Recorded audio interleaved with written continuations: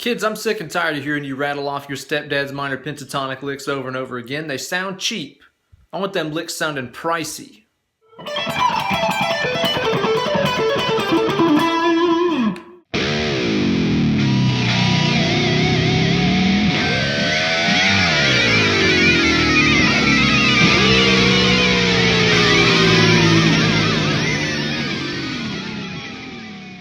Hello children and pets, and welcome to a brand new installment of Weekend Wankshop here with your good pal, Uncle Ben, the sickest weekly lick lesson series on my YouTube channel.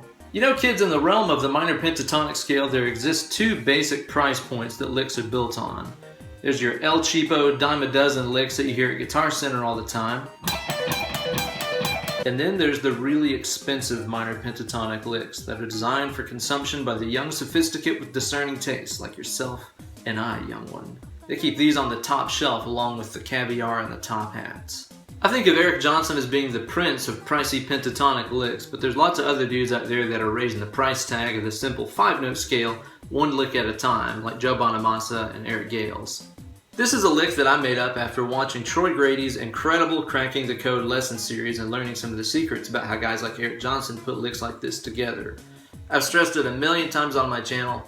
Everybody needs to go watch Cracking the Code right now. Everything that Troy Grady has on his channel, he's got like 2 seasons or so of Cracking the Code up, as well as a bunch of other videos of players.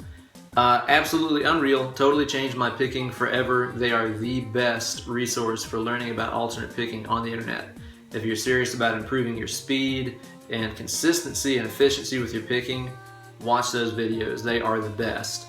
But anyway, after I watched some of his Eric Johnson stuff and learned about how Eric put some of those licks together, I started trying to make some of my own up, incorporating some of the things that Troy talked about putting an even number of notes on a string, or doing a little bit of, downward slanted economy picking in there too, to kind of roll from string to string. So maybe I can teach you what Troy taught me, and you can use that to go out and start making some licks of your own that are so expensive sounding, you're gonna have to go to the bank and take out a loan before you can even show them off in public. But before we get into that stuff, let's hear that lick again at Stepdad Speed.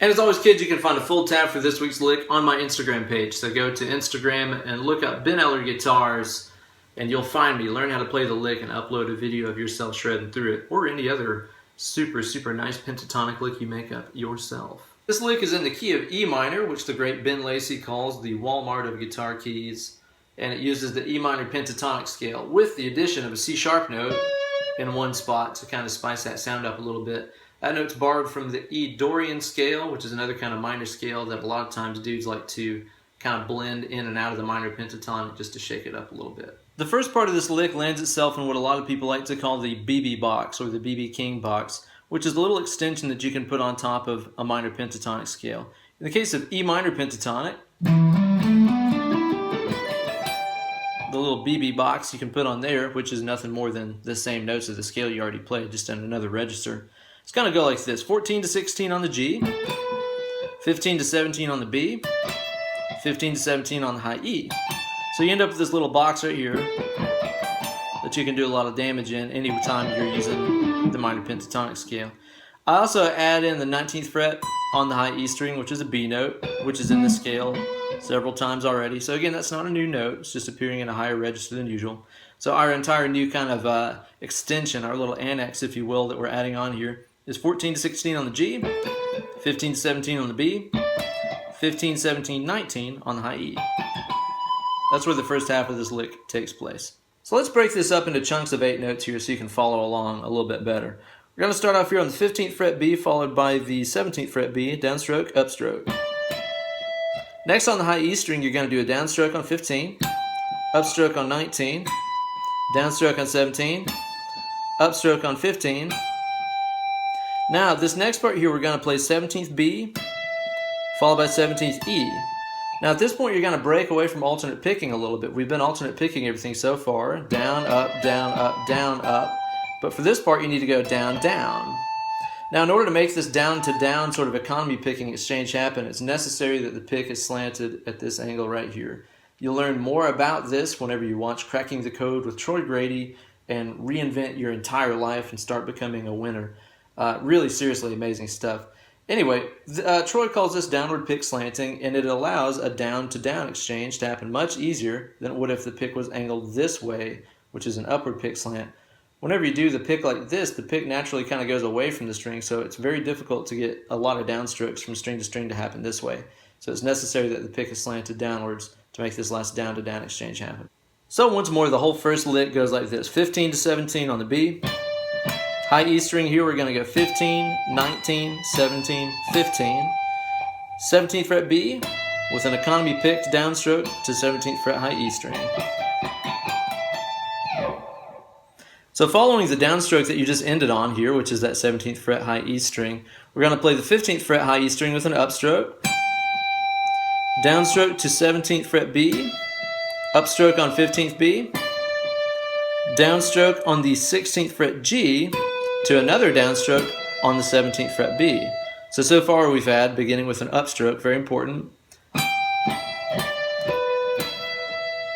Again, 2 downs in a row right there. It can't go down, up. That would get us really funky on our picking.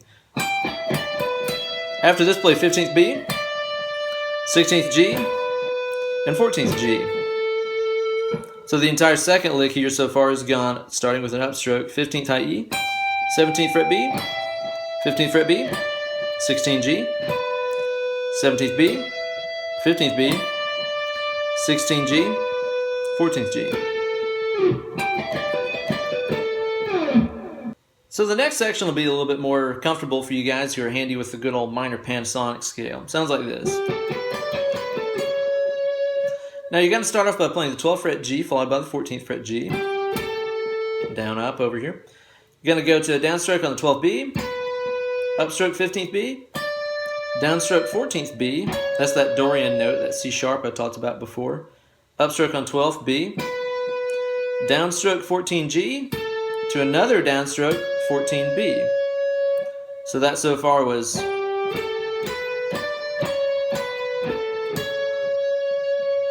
and the very last part of this lick is a familiar sounding and feeling pentatonic phrase.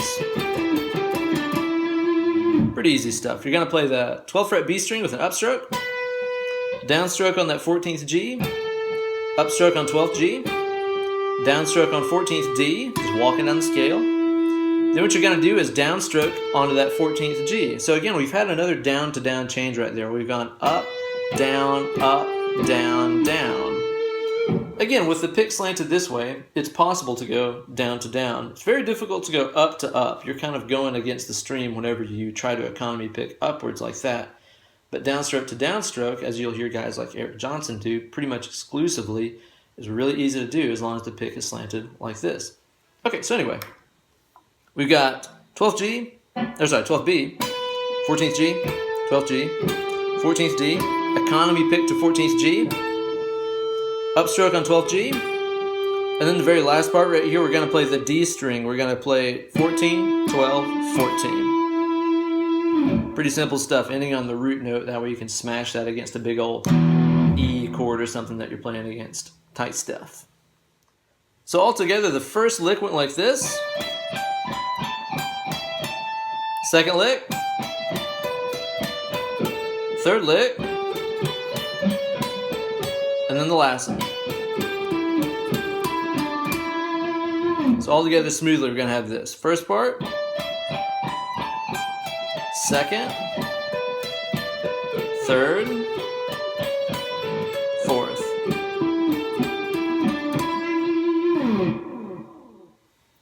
And I'll stress again the importance of the picking direction and stuff whenever you're playing licks like this. If you tried to straight up alternate pick this, it would be way harder. You'd be picking inside of the strings and outside of the strings and all kinds of crazy stuff. So as you play this, be sure to try to align the pick in just a slight diagonal kind of up slant like that. I'm exaggerating. It doesn't have to be vertical or anything crazy like that. But if this is parallel, if you just have a little bit of a slant like that, it'll make that down to down change much easier. Another thing to notice about this too, again, all Troy Grady secrets here. All the string changes that aren't down downs all the string changes happen after an upstroke. That's really, really important, and again, watch the Cracking the Code stuff to find all about why. But whenever you play with a pick like this, changing strings on an upstroke is a really, really important technique you need to learn how to get used to and take advantage of. So there you go, kids, a quick lick you can add to your repertoire to go out and make a couple of bucks with this weekend. If you like what you've seen here, be sure to like this video as well as subscribe to my channel, and you can also follow me on Instagram and Twitter at BenEllerGuitars.